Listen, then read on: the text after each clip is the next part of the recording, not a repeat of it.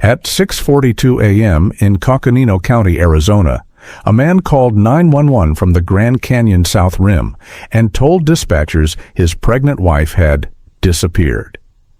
But what the operator didn't hear, and what the National Park Service would only uncover hours later, was that this wasn't the first time something in Danielle Brooks' life suddenly vanished. That morning, on one of the quietest trails in Grand Canyon National Park, with no witnesses and miles of empty desert behind them, something finally snapped into place. Not for her, for him. And the question investigators still can't escape isn't how Danielle fell.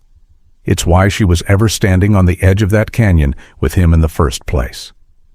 Welcome back to True Crime Retold, where we uncover cases that test everything you think you know about human nature. If you find our deep dives as gripping as we do, please take a second to hit like, subscribe, and turn on the notification bell so you never miss a new case. Now, let's get into it. Danielle Brooks' name didn't hit the news because she was rich. It didn't trend because of her real estate portfolio or the way she could walk into a room full of men twice her age and walk out with a deal signed on her terms. The world only learned her name on March 3, 2024, at 6:42 a.m., when her husband dialed 911 from the edge of the Grand Canyon and said his pregnant wife had slipped and fallen. But before the cliffs, before the headlines, before the helicopter and the blood on the rocks, she was just a girl from southwest Atlanta who grew up learning that the ground could disappear beneath you at any moment. Danielle was born on May 9, 1988, in a small two-bedroom apartment off Metropolitan Parkway, the kind of place where you could hear arguments in the next unit, and sirens were just part of the night soundtrack. Her father, Jerome, worked long shifts at a packaging factory. Her mother, Lillian, was a nurse aide at a rundown rehab center. 2 jobs, 2 parents, and still they were always one bill away from disaster. Danielle's earliest clear memory is from August 1998. She was 10 years old, sitting at the kitchen table doing math homework when the lights went out. Not flickered, not dimmed, just gone. The TV died mid-commercial, the fan stopped, the fridge hummed into silence. For a second she thought it was a storm, but there was no thunder, no rain, just heavy summer heat pressing against the windows. She watched her mother step outside with a tight look on her face, talk to a neighbor, then come back in with her jaw clenched and her eyes shining. "They cut us off," Lillian said quietly. "I'll fix it Friday." That night they ate peanut butter sandwiches by candlelight. It should have felt like an adventure. It didn't. Danielle lay awake on the thin mattress she shared with her cousin, listened to her parents arguing in muffled voices in the next room, and understood something a lot of kids don't learn that young: nobody was coming to save them. At 10 years old, she made a promise she never said out loud. "I will never be this powerless again." By 2003, at 15, she was already working weekends, bagging groceries at a discount store, then later wiping tables at a diner off Cleveland Avenue. In November 2004, her dad hurt his back on the job and got put on light duty, which really meant fewer hours and smaller paychecks. Danielle picked up more shifts. She did her homework on her feet, scribbling answers on worksheets during slow moments, learning to calculate tips in her head faster than the register. Her high school guidance counselor at South Atlanta High saw her grades, saw the exhaustion under her eyes, and pushed her hard. "You're smart, Danielle. Don't stop at surviving." She graduated in May 2006 with a 3.8 GPA and a small local scholarship. Not enough for a big university, but enough to start somewhere. That fall, she enrolled in Atlanta Metropolitan College, a community college 10 minutes from home, majoring in business administration. She went to class in the mornings and worked evenings as a leasing assistant at a tired old apartment complex off Jonesboro Road. That job changed everything. It was 2007. She was 19, sitting behind a peeling laminate desk, answering phones, watching the same story play out over and over. Tenants begging for a few more days to pay rent. Landlords arguing about repairs they didn't want to fund. People getting evicted with garbage bags instead of suitcases. She watched how the property manager walked units, how he calculated late fees, how he talked to contractors and vendors. She watched the owner roll up once a month in a spotless Mercedes, stay for 20 minutes, sign some papers, and vanish. Different life, same building. That's when it clicked. Property wasn't just walls and roofs. It was power. In December 2009, at 21, Danielle finished her associate degree. She didn't walk at graduation. She was at work covering a holiday shift at the leasing office, but she framed the diploma and put it on the wall anyway. In 2010, she moved up to assistant property manager at a slightly nicer complex in Decatur. Better pay, more responsibility. By 2011, she was sitting across from investors in cheap conference rooms, quietly taking notes while they talked about cash flow and cap rates like it was another language. She learned that language fast. She'd go home to her tiny studio, open her second-hand laptop, and watch YouTube videos about real estate until 2 in the morning. In March 2013, at 24, she did something that terrified her. She bought her first property. A tired little brick duplex on the south side listed for $98,000. She convinced a small local credit union to give her a loan, put down every dollar she'd saved in 5 years, and moved into one side while she rented out the other. She painted the walls herself. She watched plumbing tutorials. She learned how to unclog drains and argue with handymen who tried to overcharge her. The rent from the other unit covered almost the entire mortgage. For the first time in her life, she wasn't just surviving month to month. She had margin. In 2015, she flipped that duplex, walked away with $40,000 profit, and rolled it into the next deal, a rundown 4-unit building, then a 6-unit. Then, in late 2017, a 12-unit near a busy bus line. The numbers kept getting bigger, but the fear never really left. Every time she signed a loan document, her hands shook just a little. She remembered the candles on the kitchen table back in 1998. Remembered her mother's eyes in the dark. Failure wasn't an option. By April 2021, at 33, Danielle had moved out of small landlord territory and into bigger deals, mixed-use buildings with shops on the bottom and apartments on top, partnerships with older investors who'd finally stopped underestimating the girl from Southwest. She opened an LLC, hired an assistant, and bought a sleek 3-story townhouse in Midtown Atlanta with floor-to-ceiling windows and a view of the skyline. In 2022, her personal net worth quietly crossed $8 million on paper.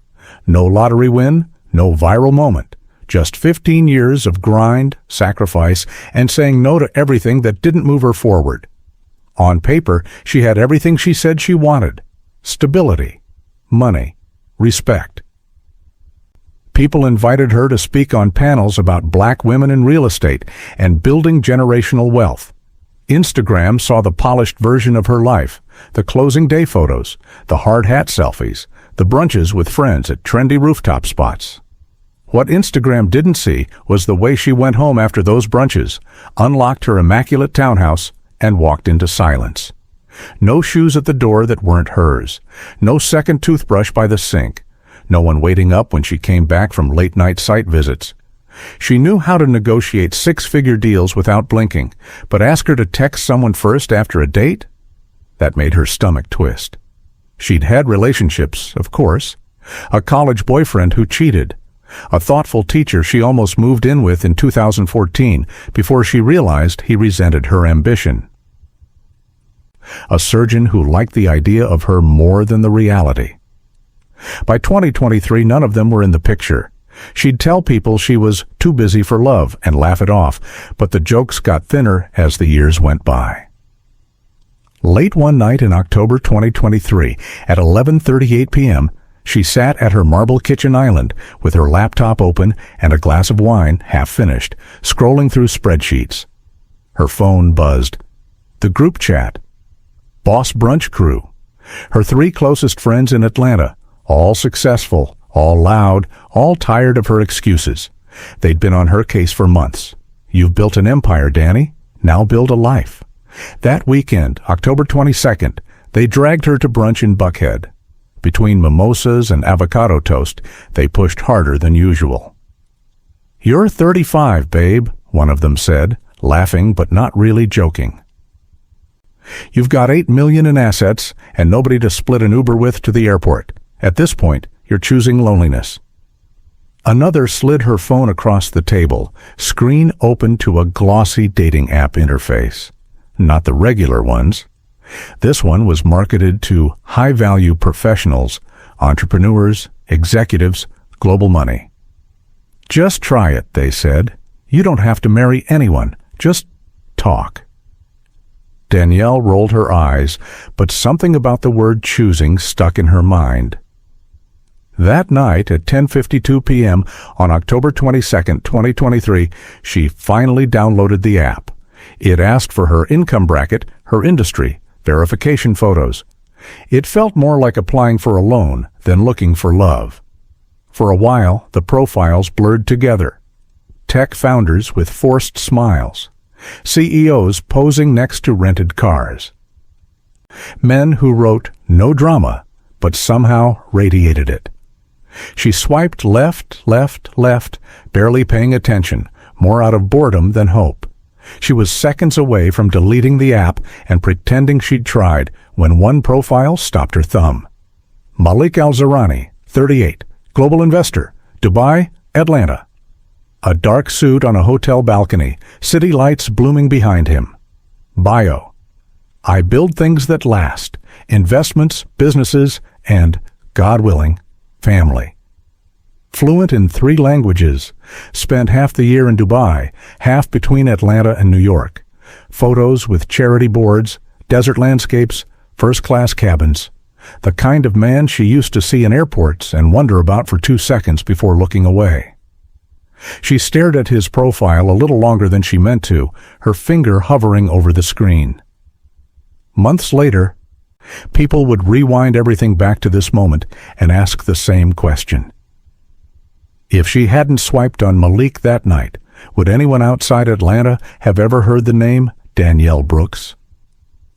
Malik Al-Zarani didn't enter Danielle's life with fireworks or grand gestures.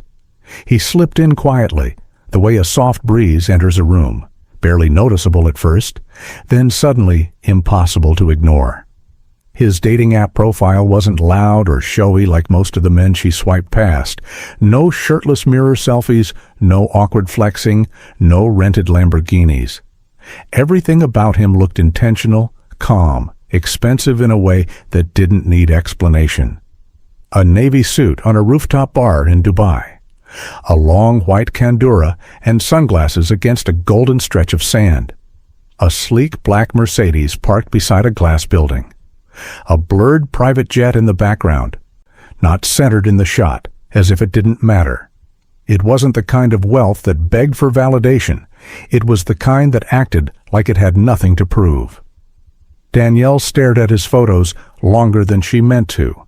Maybe it was the way he looked directly into the camera, almost like he could see the person on the other side. Maybe it was the quiet confidence in his posture. Or maybe it was the simple fact that he looked like a man who had lived a life far broader than the borders she knew.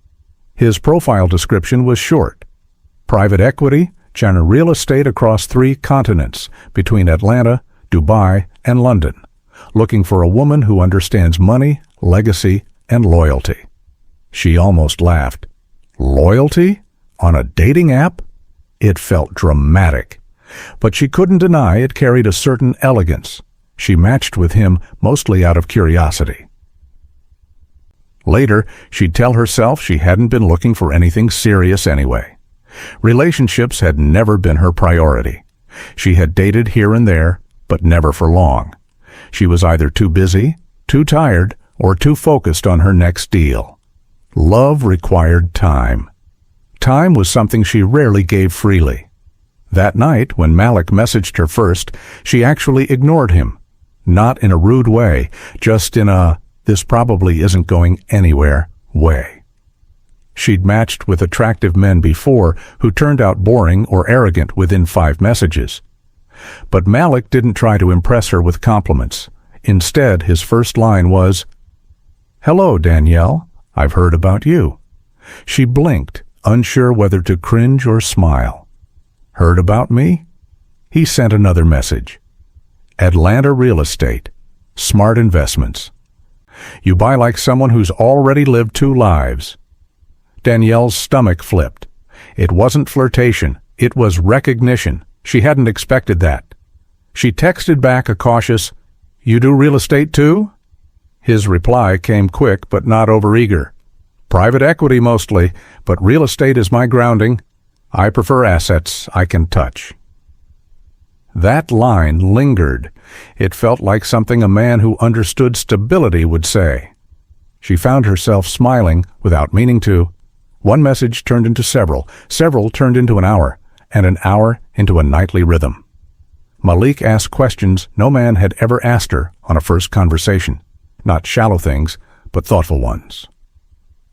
What was the hardest lesson you learned building your portfolio? What keeps you up at night? What's the next chess move in your life? Danielle caught herself thinking through her answers, wanting to respond carefully, wanting to match the depth of his attention. He asked how she grew up. She gave him the short version, not much money, lots of responsibility. He responded, "I understand that life. I also built myself from zero." She didn't question him. Why would she? His voice, warm, confident, made the words believable. When they finally shared a voice call, she wasn't prepared for how smooth he sounded. His accent was soft, somewhere between Middle Eastern and European, the kind you pick up living in several countries. He didn't interrupt her. He didn't talk over her. He listened, really listened. Every time she paused, he let silence breathe instead of filling it with ego. That kind of patience disarmed her. Most men she'd met either wanted to prove themselves or were intimidated by her success. But Malik treated her like an equal, like a woman whose mind he found genuinely interesting. She had never experienced that before. He teased her lightly, called her boss lady in a way that didn't feel forced or cheesy. When she laughed, he said, "I like hearing that. You sound different when you let your guard down." Danielle didn't even realize she'd let anything down. She didn't date enough to recognize the shift happening. He started messaging in the mornings before she even woke up. "Good luck with the closing today."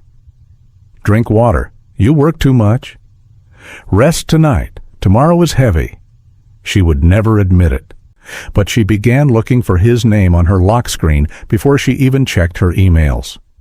And the strange part wasn't that she was talking to someone new, it was that she didn't feel the usual urge to push him away. Normally, she lost interest fast. Men didn't keep up with her pace. They got insecure or clingy or confused about a woman who didn't need taking care of. Malik wasn't confused by her. He didn't try to dim her or challenge her independence. He didn't rush, but he also didn't disappear. He stayed steady, consistent, like someone who already understood her rhythm.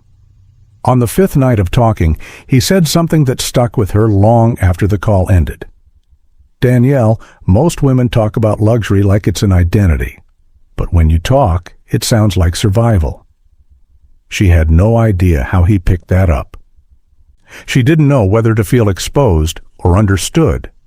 But she felt something she didn't expect to feel again at 36. One evening, after a long day evaluating a property, she found herself replaying his voice messages while cooking dinner, something she never did for anyone. When she caught herself smiling at her phone, she shook her head and whispered, "Don't be ridiculous."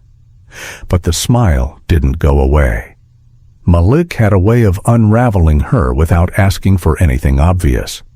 And Danielle, who had spent most of her adult life trying to stay 2 steps ahead of disasters, didn't know how to spot danger when it arrived, wearing calm eyes and speaking softly.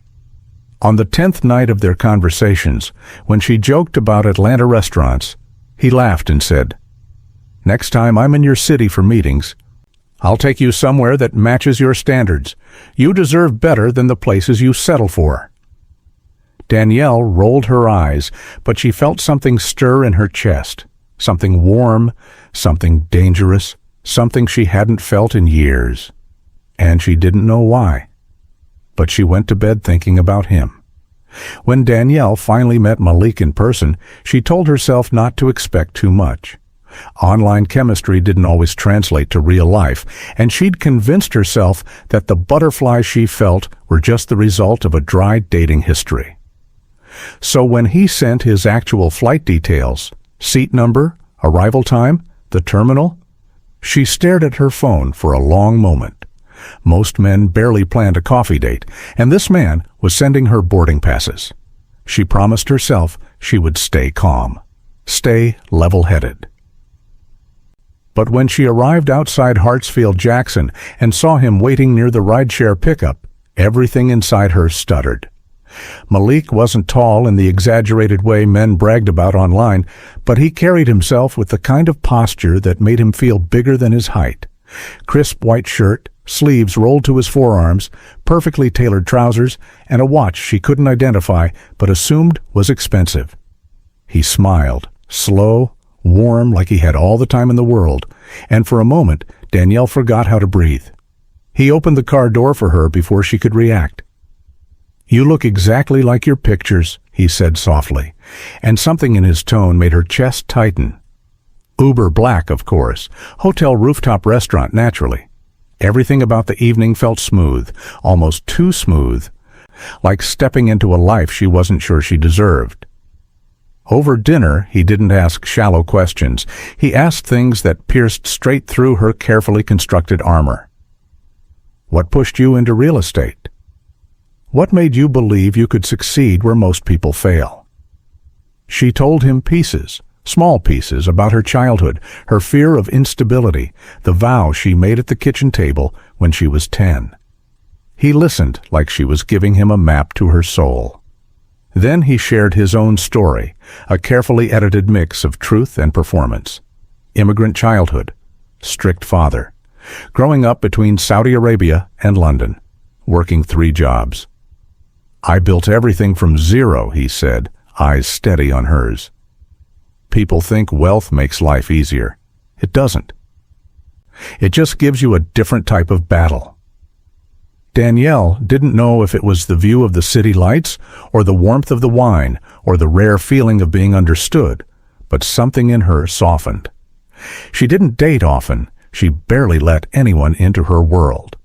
Yet here she was, leaning in, listening to a man who felt like he had stepped out of a different universe.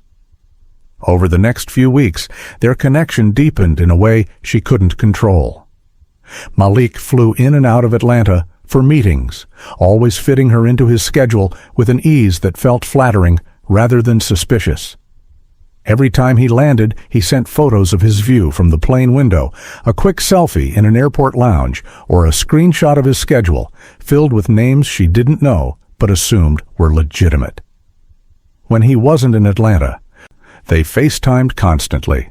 He always positioned the camera with a white wall behind him, clean, anonymous, impossible to place. She didn't think much of it. Why would she? She was too busy falling, and Malik knew exactly how to make a woman fall. Flowers delivered to her office with handwritten notes, surprise lunches, voice notes saying, "Eat something real today, Danielle. You forget when you're stressed." One night, after a 14-hour workday, she came home to her townhouse smelling like lavender. Malik had let himself in. She had given him a key without thinking twice.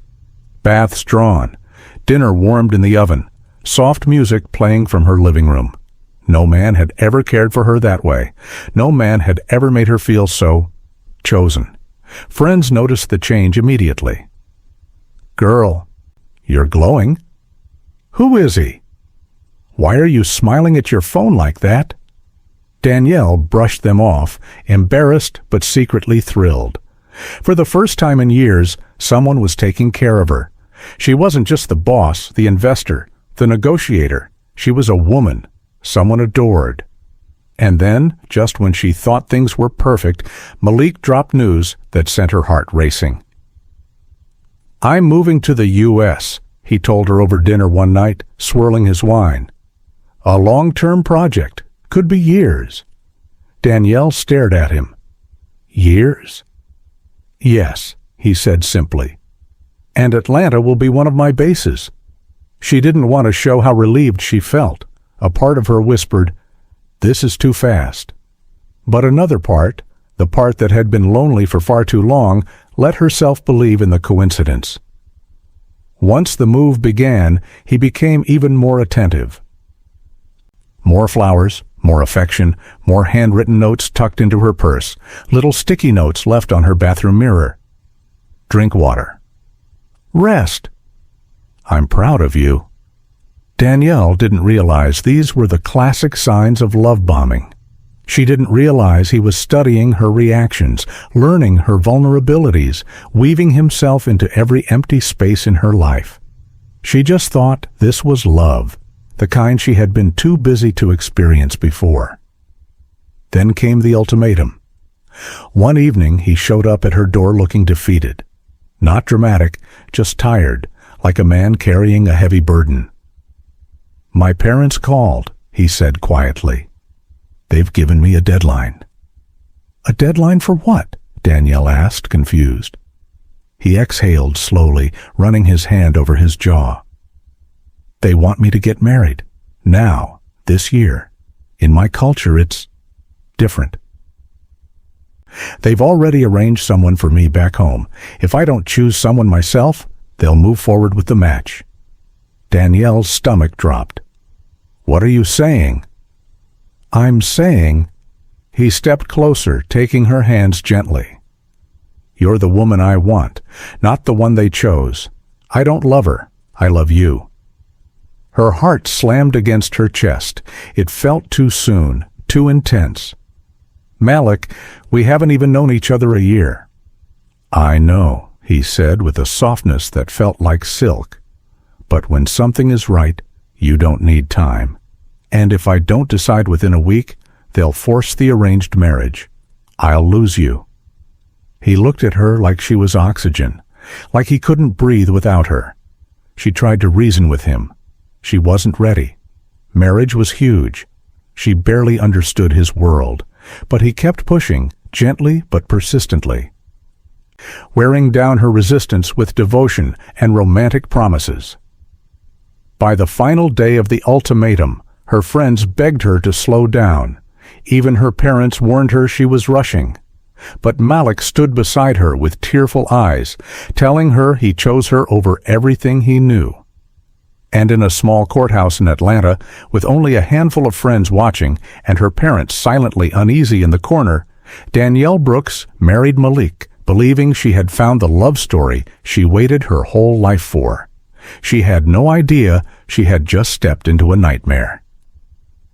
The morning after the courthouse wedding wasn't supposed to feel strange. Danielle expected the newlywed glow people always talked about, the warm rush of waking up beside someone who had just promised to love you forever. Instead, she woke up alone. Malik was still in bed, sprawled across her sheets like a man who had run a marathon in his sleep. The apartment was quiet. No breakfast smells from the kitchen, no soft music, no gentle morning kiss like he used to give her when they were dating. For a moment, she just stood there at the foot of the bed, staring at him, confused. He looked peaceful, even handsome, the way sunlight hit his skin. But something in her chest felt off. She brushed it away. People were allowed to sleep in, she told herself. Marriage didn't mean someone had to perform 24/7. But by the time she showered, dressed, and grabbed her keys to leave for work, Malik still hadn't moved. "Baby," she said softly, touching his shoulder. "I'm heading out." He groaned, turning away from her. "Jet lag," he mumbled. "Just let me rest." Jet lag? He'd been in Atlanta for 2 weeks straight. But she didn't question it. Not then. That afternoon, during her lunch break, he called her, not to ask how her day was going, not to tell her he missed her. "Can you pick up something for me on your way home?" he asked, voice thick with sleep. "I'm starving." "Did you go out?" she asked, surprised. "No," he said. "I wasn't feeling it." When she came home, he was still in bed. Same position, same blankets, same tired sigh when he finally sat up to eat the food she'd brought. And the next day was the same. And the next. And the next. Danielle had never lived with a man before. She didn't know what normal looked like. She didn't know how much grace you were supposed to give someone adjusting to marriage. So she gave a lot. Maybe too much. Malik stopped talking about business meetings altogether. No more investor calls. No more, "I have to fly out quickly." No more plans. The ambitious, fast-moving international businessman she fell in love with had evaporated overnight. Now he lay on her couch, scrolling on his phone, or sitting in her kitchen snacking, or standing in the doorway asking her when she would be home. And he had started asking for money. "Baby, can I borrow a little? Something came up."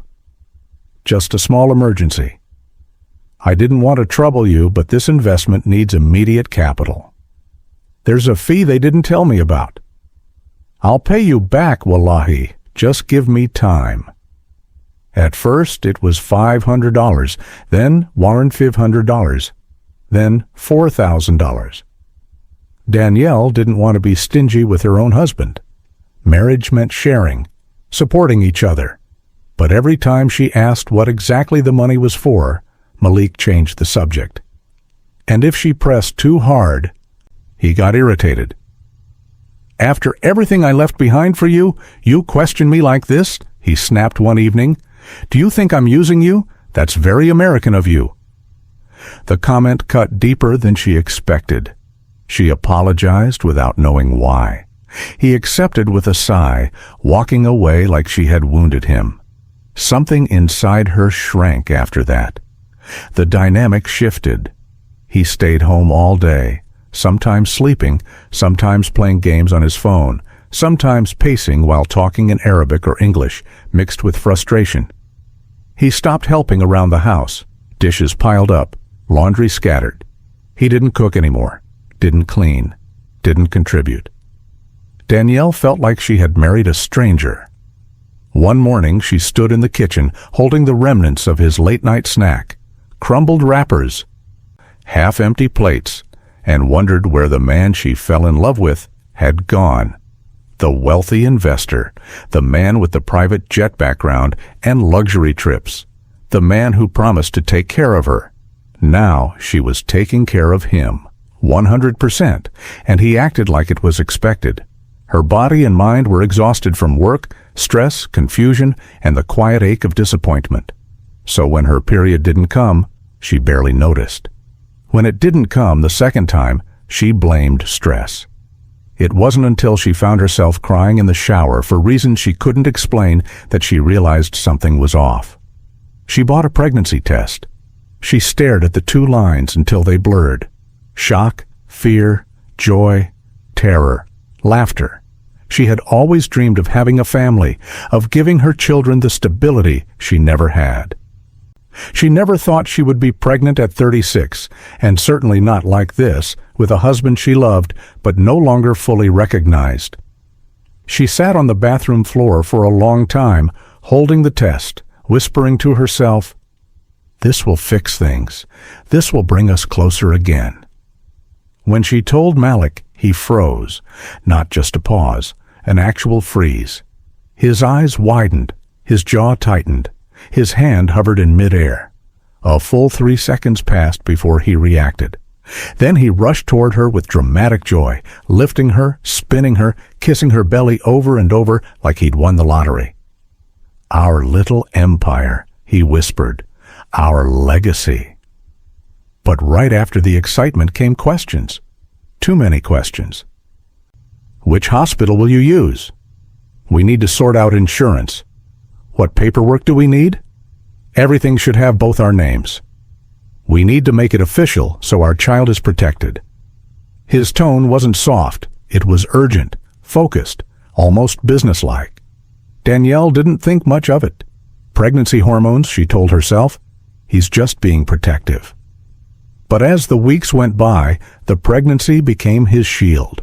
Whenever she questioned his laziness or financial behavior, he shut her down with one sentence. "Don't stress the baby." And it worked. She stopped pushing, stopped arguing, stopped confronting him.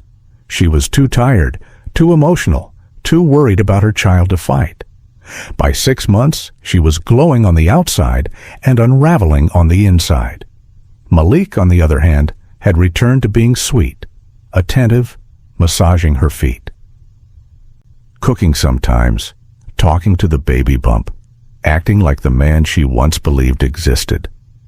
One night, while rubbing her back, he said softly, "Before the baby comes, let's have one unforgettable moment, a trip, just us, one last adventure before we become 3.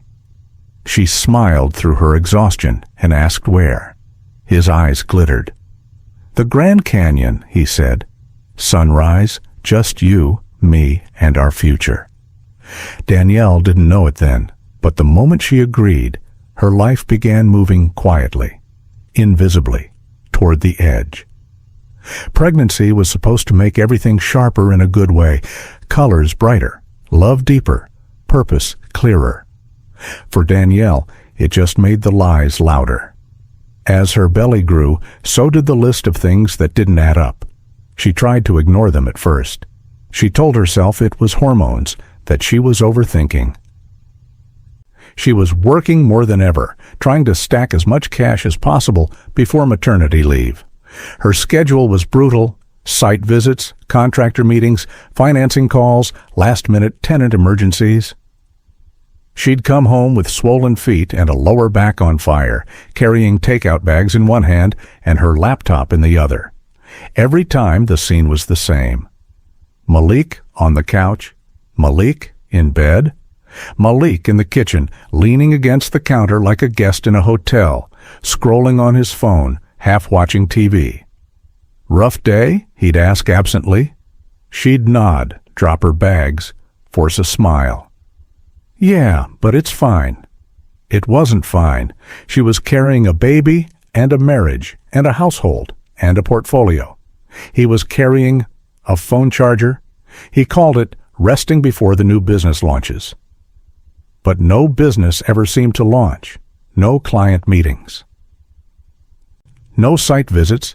No Zoom calls she could actually see or verify. Just vague phrases like, "They're in Dubai," "We're restructuring," "It's complicated." The first big crack came late one night when she couldn't sleep and decided to scroll through old messages on her phone. Malik was in the living room, talking quietly on speakerphone. He'd said he needed to take a call from Dubai, something about investors. She checked the time on her phone. 11:47 p.m. in Atlanta. That would be, what, mid-morning in Dubai? That made sense. She tried to let it go, but as she scrolled, the thought nagged at her. His voice from the living room drifted down the hallway, low and tense. She wasn't trying to snoop, but the air vents carried sound too well in that townhouse. "I told you I'll have it by the end of the month," he snapped. The person on the other end said something sharp. She couldn't make out the words. Malik's reply was clear. "I said I'm working on it. Don't call me like this. I'm with her." Danielle froze. The accent on the other end didn't sound foreign. It sounded like any man she might meet in a Home Depot parking lot in Atlanta. She listened harder, not just for words, but for rhythm.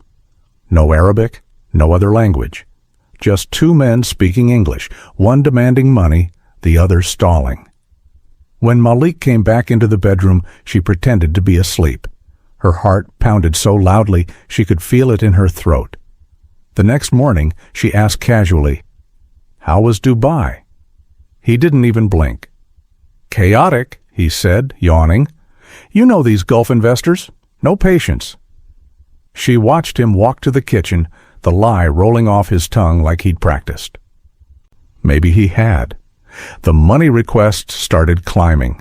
First, it had been $500 here, $1,000 there. Now it was, "Baby, I need 5. Just 5. There's a document fee, and I'm short." Then, "Can you move 10 from your liquid account? They need proof of funds. I'll put it right back." Then, "It's only 2 more. They changed the terms last minute. I can't lose this deal, not with a child on the way." At 6 months pregnant, the last thing Danielle wanted was a fight about money.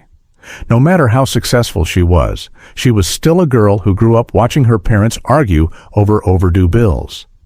Conflict around finances made her stomach twist. So she wired 5, then 10, then 2 more. She told herself it was temporary, that she was investing in their future, that once the deal came through, everything would stabilize. But her gut burned every time she hit confirm. Her friends noticed the changes before she admitted them out loud. At brunch one Sunday, her best friend Jada leaned across the table, eyes soft but firm. "I'm happy you're pregnant," she said. "You know that. But Danny, this man is not working at all." Danielle bristled instinctively. "He's building.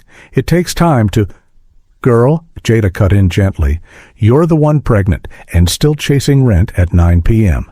He's the one on the couch asking what's for dinner. That's not culture. That's not adjusting. That's him using you." The words sat between them like something heavy and ugly. Danielle stirred her drink and stared at the condensation on the glass. She wanted to argue, to defend her husband. Instead, she heard herself say, I don't want to start over. I'm already in it." It got worse. She started finding mail with his name on it, shoved behind the microwave, buried in a drawer, slid between 2 cookbooks. When she pulled them out, the envelopes were stamped with red notices: past due, final warning, collections. Whenever she walked into a room, Malik's reflexes were too fast. His laptop lid snapped shut. His phone flipped face down. His body angled slightly, as if shielding something from view. Late-night calls came more often. He'd step out onto the balcony, thinking the closed door would drown his voice. It didn't. It only sharpened it. "I said don't call me like this," she heard him hiss one night. "I told you I'll get it. Don't call me again." Silence, then softer. "Stop threatening me. I said I'll fix it." Danielle lay in bed, staring at the ceiling, one hand on her belly. Listening to the man who was supposed to be her safe place sound like someone running from a fire. He'd started himself. She confronted him once, gently. "Who was that?" she asked when he came back inside. He smiled too quickly. "Business. Don't worry yourself, Habibti. You're pregnant. I don't want you stressed." He kissed her forehead like he was blessing her. She swallowed her questions. The turning point, the sentence she could never unhear, came on a Wednesday night that felt like any other. She woke up thirsty at around 2 a.m., the apartment dim except for a thin strip of light leaking under the bedroom door. Malik wasn't beside her. She got up slowly, careful of her belly, and padded down the hall. His voice was low but clearer this time. The door was cracked just enough. She stopped when she heard him laugh softly. A sound she hadn't heard in weeks. "No," he said. "She doesn't suspect anything. When the timing is right, I'll handle it." The words hit her like a physical blow. She pressed herself flat against the wall, heart pounding so hard she thought he'd hear it. She doesn't suspect anything. When the timing is right. The baby kicked beneath her palm like it was trying to respond. Danielle felt dizzy.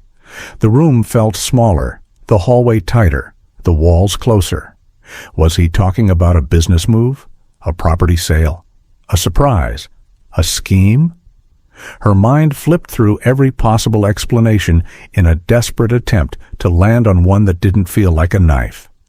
When Malik finally ended the call and stepped back into the hall, she was gone, back in bed, lying stiff and still, eyes shut, breathing carefully. He slid in beside her.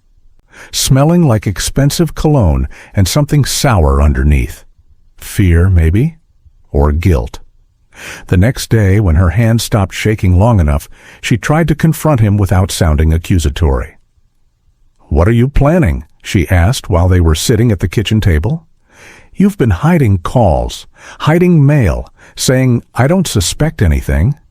He didn't flinch, didn't look guilty. He just smiled softly, reaching across the table to take her hand. "You're so paranoid lately," he murmured. "It's the pregnancy. Your mind is going everywhere." "Malik, I heard you," she insisted, fighting the urge to cry. "You said, 'when the timing is right'?"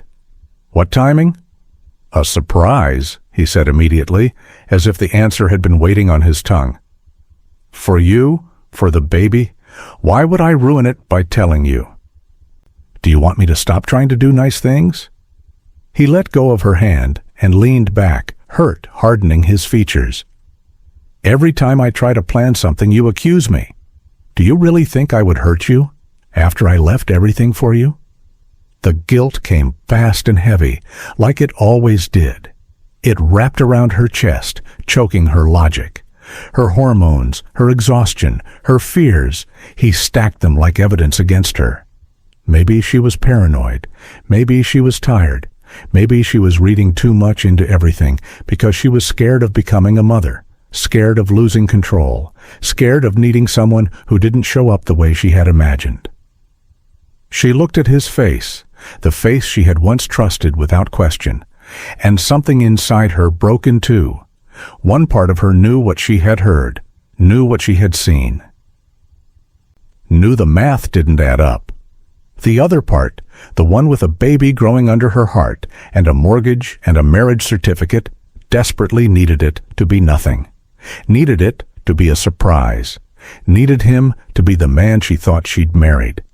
So she nodded slowly, swallowing the truth that scratched at her throat. "Okay," she whispered. "I'm sorry." He softened immediately, like that was all he'd been waiting for. "Rest," he said softly, standing up to kiss the top of her head. "Let me worry about everything else. You just take care of our daughter." She closed her eyes as his footsteps faded down the hall, sitting in a home that had never felt more full and never felt more lonely. She was pregnant, she was tired, and she was starting to understand what it meant to be completely alone in a house full of lies. Danielle tried to convince herself things would settle once the baby came, once Malik found his footing, once the mysterious business stress finally passed. But every week the excuses grew stranger and the holes in his stories grew wider. And with each passing month of her pregnancy, Malik's demands got heavier. The money conversations escalated quickly. At first he framed it as partnership, as if asking for her savings was an act of romance. "We're married," he kept saying. "Why are you acting single with your money?" Every hesitation she had, he treated like betrayal. "I left my whole life for you, and now you can't even support your husband?" It wore her down, not because she believed him, but because fighting while pregnant felt impossible. So when he begged for one small investment, she gave in. One test project. One chance. The money vanished within days. His explanation came wrapped in anger and tears. "The partner ran away with it. I'm humiliated. This is why I didn't want to involve you. You think I'm useless?" She apologized for even asking. She cried with him. She slept beside him that night, telling herself marriages had rough patches. But the cracks didn't stop. They multiplied. Letters shoved behind appliances, past due notices addressed to him, collection warnings, threatening messages glowing on his phone screen at 2 a.m. Calls from Dubai investors that sounded like Atlanta construction workers. Long whispers about money he claimed she didn't need to worry about. One night she found him in the bathroom, gripping the counter, whispering urgently into the phone. "I told you I'll get it. Don't threaten me again." The voice on the other end barked something back, Malik flinched. She stepped away before he saw her watching. She wasn't blind. She wasn't naive. She knew he was drowning in debt. And she loved him. God help her. She loved him enough to want to fix it. The next day, she sat him down at the dining table, hands trembling, heart wide open. "Tell me the truth," she whispered. "How much do you owe?" He resisted. Then he broke, gave her a number so large she felt her pulse in her teeth. Her chest tightened. How did it get this bad? He muttered something about failed business deals, corrupt partners, bad timing, bad luck. Always vague, always shifting blame. Danielle took a deep breath and made the kindest offer she could think of. "Listen, I'll pay half." He looked up, stunned. "And you work off the other half. We'll get through it together. I just need honesty, Malik, that's all." Any other man would have cried from gratitude. Any other man would have taken her hands, apologized, and fought to be better. Malik's eyes darkened instead. Half wasn't enough. Half didn't save him. Half didn't erase the threats. Half didn't fix the hole he'd dug, and half didn't get him access to her millions. She felt his disappointment like a slap. He masked it quickly, leaning in to kiss her forehead. "Thank you, Habibti," he murmured. "You're my miracle." But inside him, something calcified, something cold, something final. Because the truth was simple. Danielle didn't know the real number. She didn't know about the loans in the Gulf, the dangerous men he owed, the interest rates that bled him dry. The last chance warnings that came with consequences. He wasn't a man with debt. He was a man with no way out. That's when he started researching.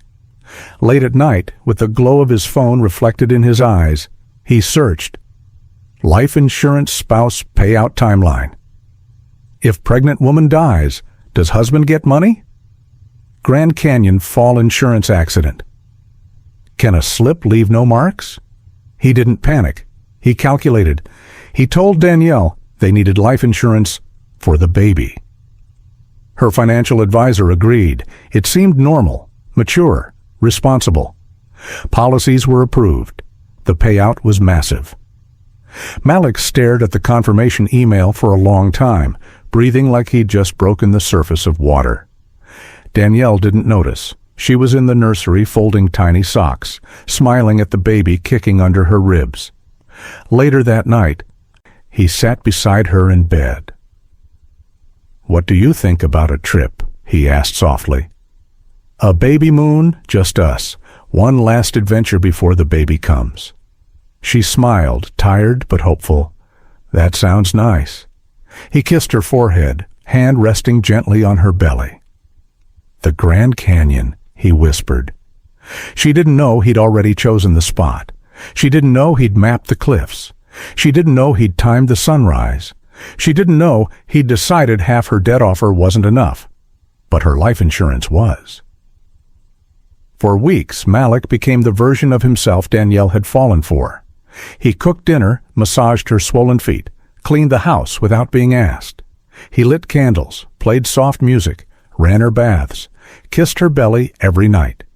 He woke her with tea and warm smiles. It felt like he had finally come back to her. But the timing was too perfect, too sudden, too polished.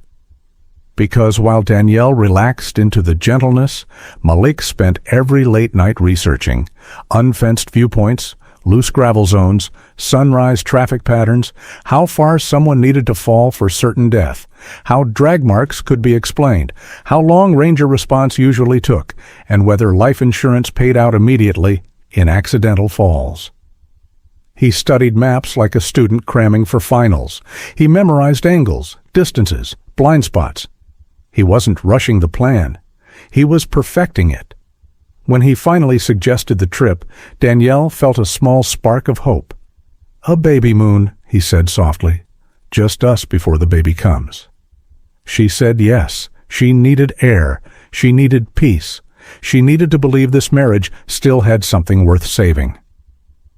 During the drive to the Grand Canyon, he played her favorite songs, held her hand, talked about baby names, laughed easily, like the man she once trusted without question. She relaxed in a way she hadn't in months. For a moment, it felt like they could still fix everything. At the lodge, he was attentive, carried her bags, helped her up the stairs, ordered room service, tucked her into bed. But the tenderness wasn't love. It was choreography. Every move rehearsed, every smile strategic, every gentle touch a step closer to sunrise.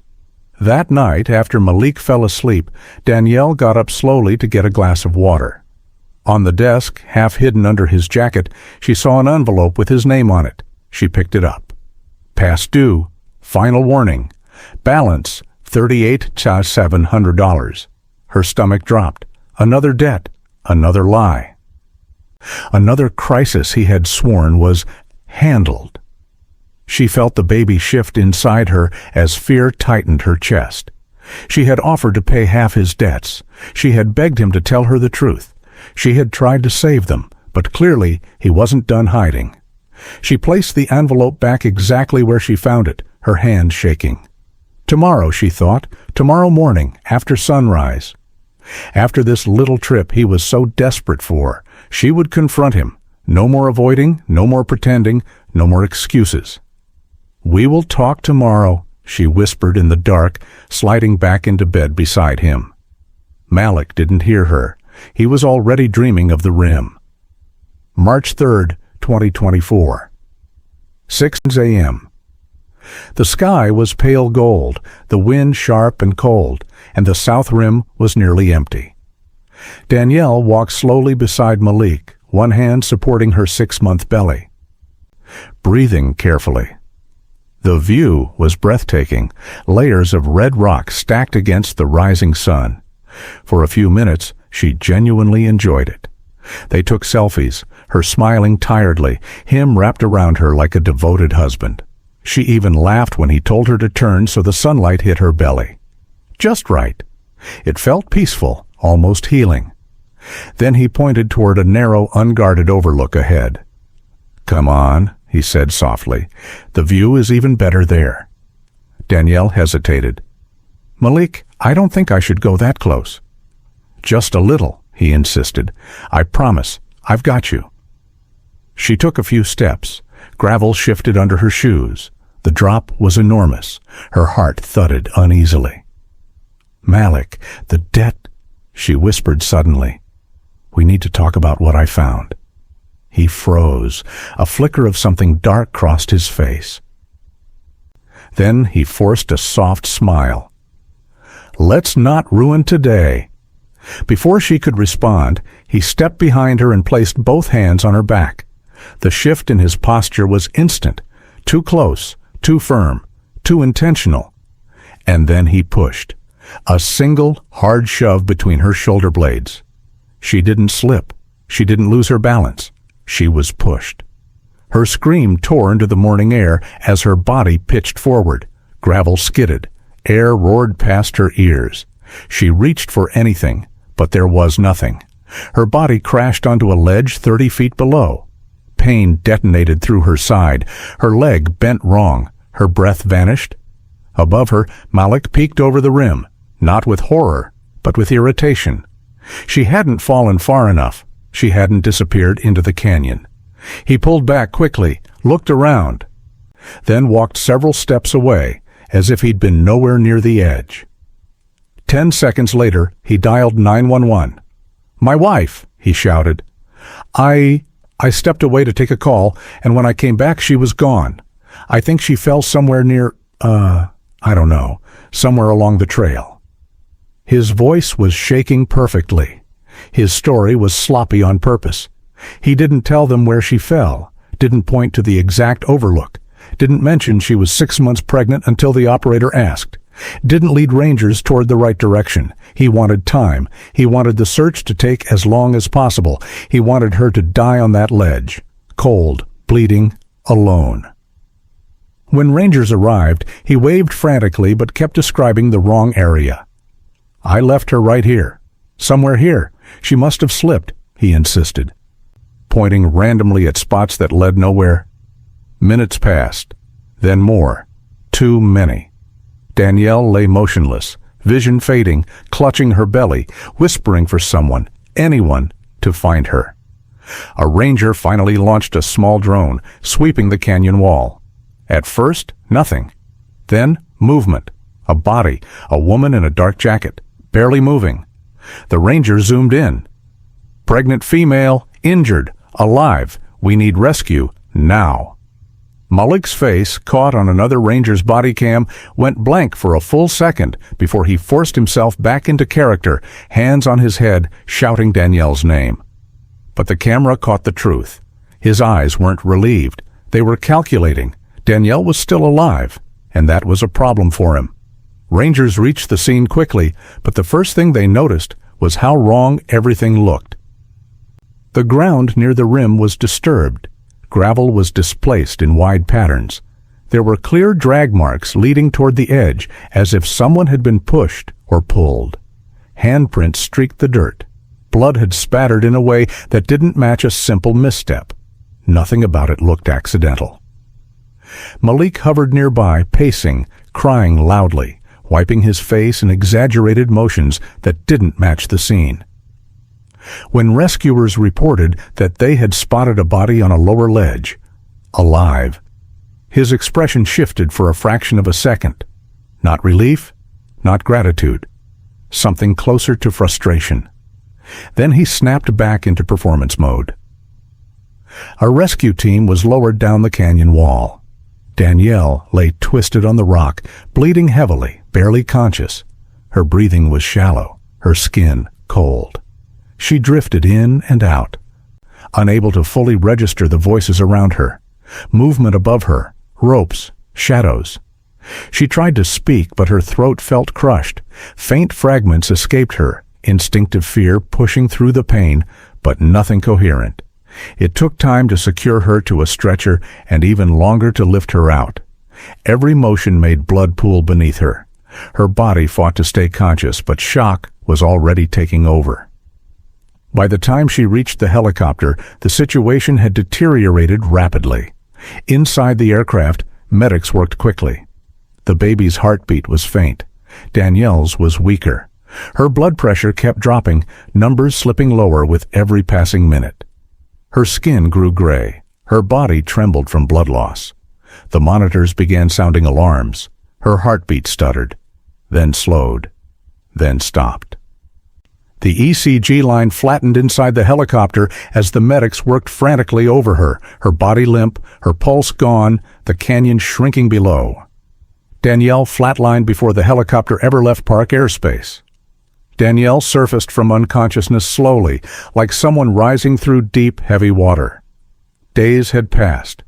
She woke to bright hospital lights, an oxygen mask pressed to her face, tubes in her arms, bandages across her ribs, legs suspended, every breath sharp and punishing. Her body felt foreign, broken in places she couldn't name. Instinctively, her hand moved to her belly. Empty. A doctor stood at her bedside with a heavy expression she would remember for the rest of her life. They had managed to save her, but not the baby. The words dropped into her chest like a stone. Danielle didn't scream. She didn't speak. She just stared at the ceiling as her world cracked open silently. Malik was there when she woke, exactly as he planned. He had refused to leave her hospital room, not out of devotion, but because he wanted to control the moment her eyes opened. He wanted to be the first face she saw, the first voice she heard, the first person to remind her who held the power now. In front of nurses, he wept by her side, held her hand, kissed her forehead, whispered things about our angel baby loud enough for staff to overhear. He gave statements in the hallway, telling anyone who asked that he was grateful she survived, that he lost a child but not his wife, that he didn't know how to go on. But when the door closed and no one was watching, his entire body changed. His face hardened, his voice dropped, the performance evaporated. He leaned in close, his breath hot against her ear, and spoke quietly, too quietly for monitors or nurses to catch. No softness, no grief, just warning. She couldn't move much, but panic jolted through her. She tried to turn away, but her ribs screamed. Tears slid down her temples, not from physical pain, but from the realization that the man standing over her wasn't done. Detectives eventually arrived to ask questions, standard procedure after a fall on federal land. Danielle's heart raced as they spoke, but she said nothing. She told them she didn't remember much, that it was all blurry, that she was dizzy and the ground slipped. She lied because she was terrified. Malik watched every word from the corner of the room, arms crossed, expression soft enough for the detectives, but sharp enough for her to understand exactly what was at risk. "Stress is bad for her recovery," he told the officers, playing the protective husband. They nodded and stepped away, promising to check back later. A nurse who had been caring for Danielle paused near her bed afterward. She didn't ask anything directly, just lingered longer than necessary, watching Danielle's trembling hands and haunted eyes. Something wasn't right. Anyone could see it, but only Danielle knew the truth. She had survived the fall. She wasn't sure she would survive the man waiting beside her bed. The fall was initially treated as nothing more than a terrible accident, a slip at sunrise, a pregnant woman losing her footing. Malik's emotional performance convinced everyone he was simply a grieving husband trying to stay strong. Police had no reason to doubt him, no reason to investigate further, and no reason to dig into anything deeper. But everything changed because of one quiet moment. It happened a few days into Danielle's hospital stay. Malik finally stepped out of the room, just for coffee, just for a phone call, just long enough. For the first time since she woke up, she wasn't under his shadow. A nurse doing routine checks noticed the tension in Danielle's face, the way her hands trembled, the fear that hadn't left her eyes since the accident. Without Malik present, the nurse asked a simple question. "Are you safe?" Danielle hesitated. Her throat tightened. She could barely speak through the pain. But the fear inside her was louder than the fear of him. She whispered the truth. Not everything. Not the full story. Not yet. Just enough. She didn't accuse him directly. She didn't say he pushed her. She didn't point fingers. What she said was barely above a whisper. "I don't trust him. I don't feel safe. Please, don't leave me alone with him." The nurse immediately documented the concern and notified hospital security. Within an hour, detectives were informed. A statement like that from a victim, especially one who nearly died, was enough to shift the entire case. Only then did investigators begin looking deeper. The first red flag appeared instantly. The recent life insurance policy with a multi-million payout. Next came inconsistencies in Malik's recounting of the fall, details that didn't match the drag marks, blood patterns, or terrain. Rangers reported that Malik had been unhelpful at the scene, pointing them in the wrong directions, delaying rescue efforts. With Danielle's quiet warning on record, investigators gained the authority to request more. His browser searches were pulled and reviewed. Fatal falls, Grand Canyon deaths, life insurance payout timelines. His financial background unfolded like a collapsed house, debts in multiple places, unpaid loans, aggressive collectors. His businesses were barely real. His story about Dubai investors didn't align with any actual companies. They found texts that hinted at desperation, phone calls to insurance companies days before the trip, movement patterns that contradicted his timeline, a life built on lies, pressure, and debt. Still, there wasn't enough for an arrest yet. Malik walked free for weeks, going on with life as if nothing had happened, publicly grieving, privately waiting for the insurance payout. Everything changed when investigators uncovered a message he had forgotten to delete. After March, everything will be fixed. One way or another. This was the first piece of evidence that suggested intention. Not grief, not panic, not an accident. A plan. and now investigators finally understood where to look. The trial began nearly a year after the fall, but Danielle was still recovering. She couldn't sit upright for long. Several bones had been shattered in the impact, and her spine required stabilization. She moved only with assistance, and even then, only short distances. Attending court was impossible. Instead, she watched from home, surrounded by pillows, medical equipment, and a quiet that felt both protective and suffocating. A nurse sat beside her during every session, monitoring her pain, adjusting her medication, helping her breathe through the heavier moments. The courtroom was full each day: locals, journalists, cameras, people curious about the beautiful woman who survived a fall she shouldn't have, and the husband who insisted she simply slipped. Malik entered each morning in tailored suits, with a solemn expression that suggested deep heartbreak. To the casual eye, he didn't look like a would-be killer. He looked like a grieving husband. That image alone gave his defense team momentum. The prosecution's job wasn't to paint him as evil. Their job was to prove motive, opportunity, and intention. They started slow. Medical experts testified first, focusing on the physics of the fall. Danielle's injuries weren't inconsistent with a slip, but neither were they consistent with one. The bruising pattern across her back and shoulders suggested a forward thrust. Her broken ribs aligned with force applied from behind, not the natural rotation of someone losing balance. Her leg fractures matched a forward projection, not a sideways tumble.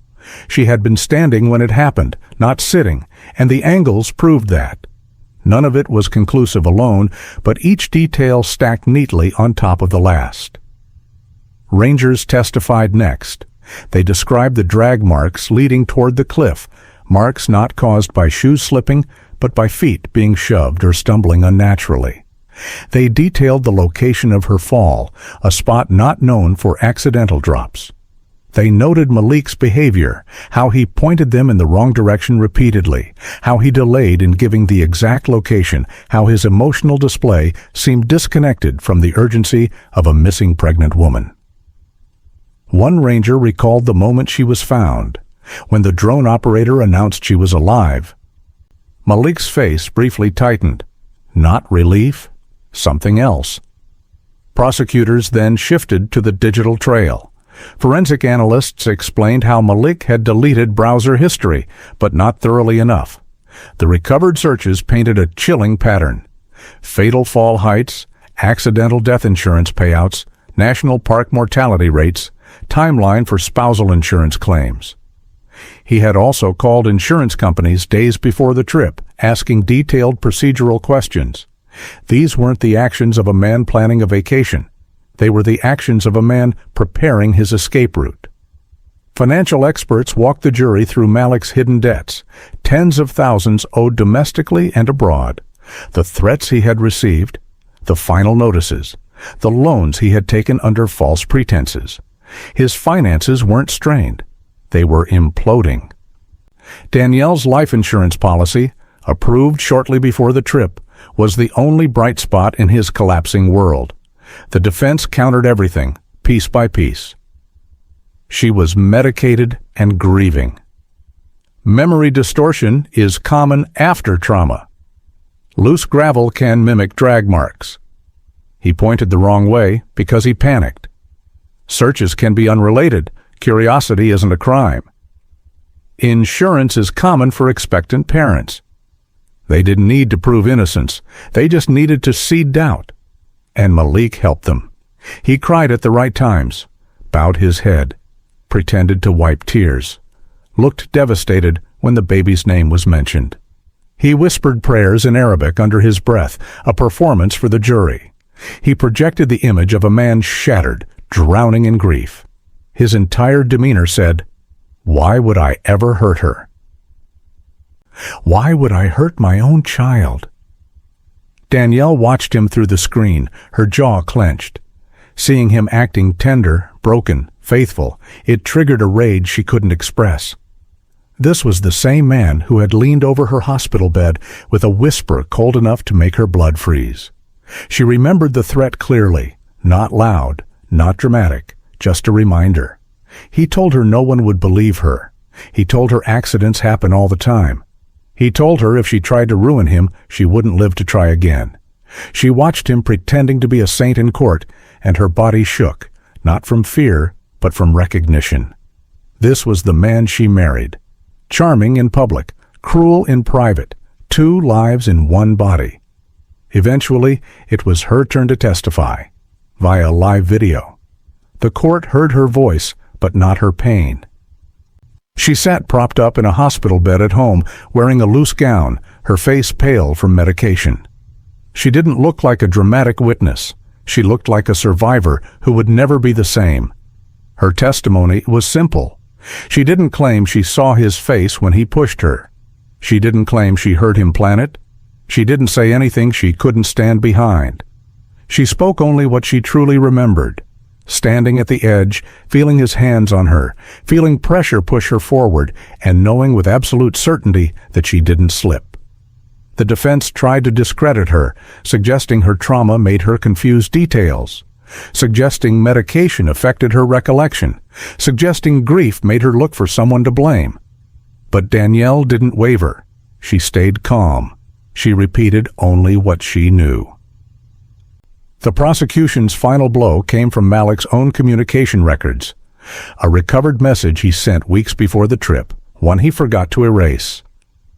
After March, everything will be fixed, one way or another. It wasn't explicit, but it was unmistakable in the context of everything else.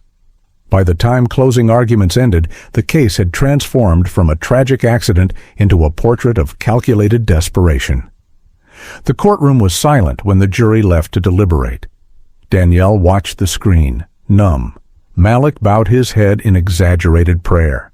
It took hours, long, suffocating hours. When the jury returned, neither Danielle nor Malik knew which way their lives were about to go. The jury filed back into the courtroom just after 6 p.m. The room was packed. Reporters, curious locals, off-duty park rangers, and a silent wall of spectators who had followed every headline of the case.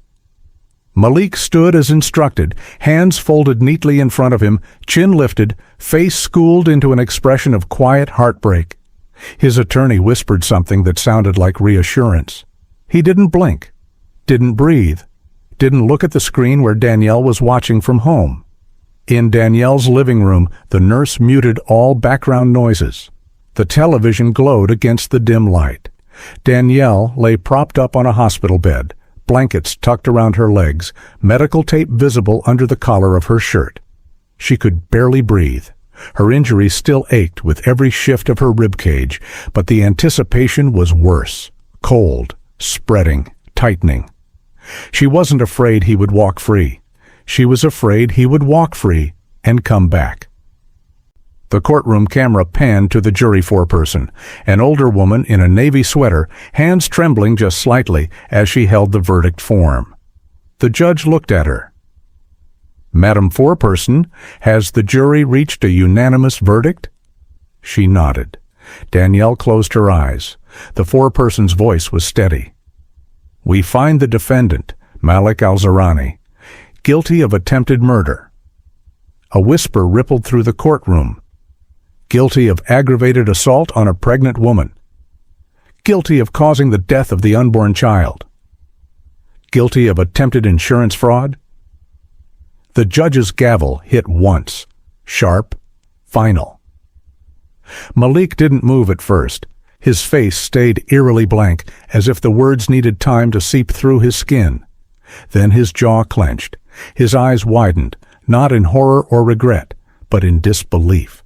Offended disbelief. As though a personal insult had been delivered to him by the universe. His lawyer grabbed his arm, whispering urgently, but Malik jerked away.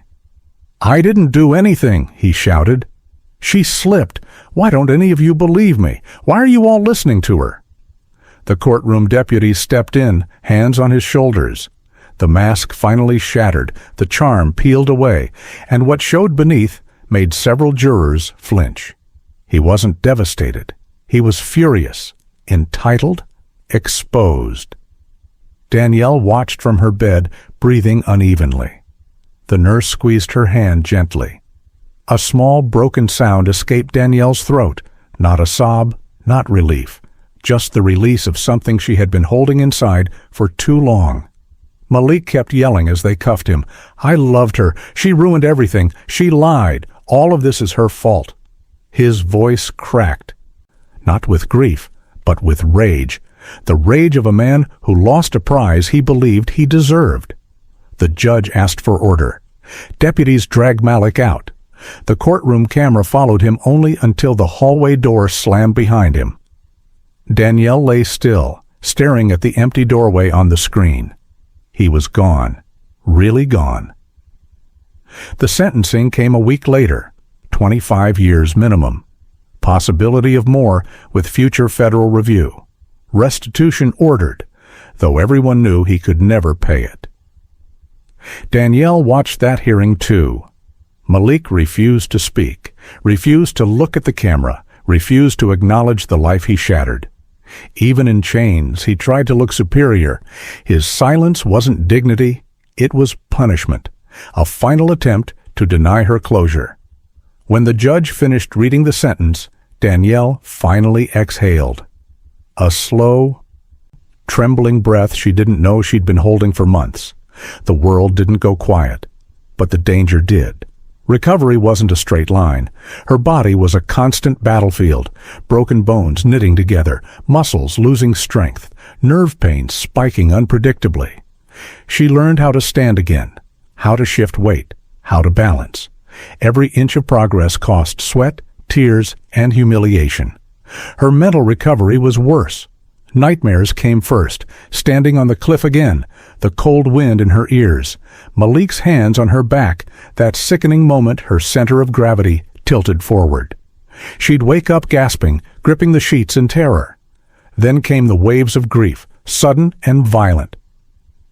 Losing the baby hit her in ways no one prepared her for. She would be brushing her teeth and suddenly fall to the bathroom floor sobbing. She'd hear a newborn cry in a store and have to leave her cart behind. Friends tiptoed around her, unsure how to help. Money wasn't an issue, but concentration was. She sold one property to lighten her workload, delegated most responsibilities. Let her assistant handle what used to be simple for her. Her mind wandered, unfocused.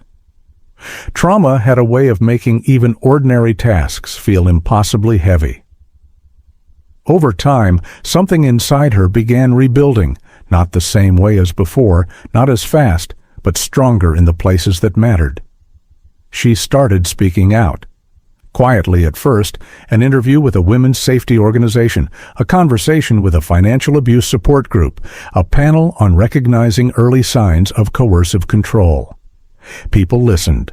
Women wrote to her, telling their own stories. She wasn't healed yet, but she was useful. That mattered. She learned to live with the scars, physical, emotional, invisible. Malik appealed the verdict twice. Both times the answer was the same: denied. He wrote Danielle letters for months, not apologies, not remorse, just pages of self-pity and manipulation. You ruined my life. You misunderstood everything. You owe me the truth. You'll regret this one day. She never responded, never would. 3 years after the fall, Danielle stood, slowly, carefully, on her own for the first time at a fenced overlook at a smaller canyon in Utah. A safe one, stable ground, thick railings. Her hands shook, but she stayed. She breathed. She looked at the horizon without collapsing. She didn't think of Malik's hands anymore. She thought of survival. She thought of the child she lost. She thought of the woman she used to be, and the one she was becoming. For the first time since that morning in March, she felt something that almost resembled peace. Healing didn't come to Danielle all at once. It came in small victories she barely noticed at first: sleeping through the night, walking without assistance, taking a shower without replaying the fall in her mind. She learned that survival wasn't just about staying alive. It was about rebuilding a life after someone you loved tried to end it. She grieved her baby deeply. Some days the pain was quiet, other days it crushed her. But she kept moving, slowly, piece by piece, until she found a rhythm again. With time, she began speaking publicly about coercive control, financial abuse, and the red flags she wished she'd seen earlier. Her story began helping other women recognize the danger before it was too late. Malik never confessed, never apologized.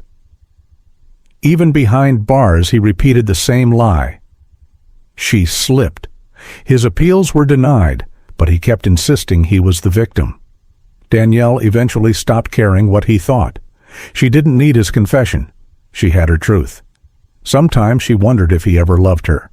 But she knew the answer. Men like Malik don't love. They calculate. She was chosen for her net worth, not her heart. And though the trauma would always live inside her, it no longer controlled her. If you found this story powerful or thought-provoking, don't forget to like this video and share your thoughts in the comments below. Let us know where you're watching from. Your city, your country, your corner of the world. We read them all.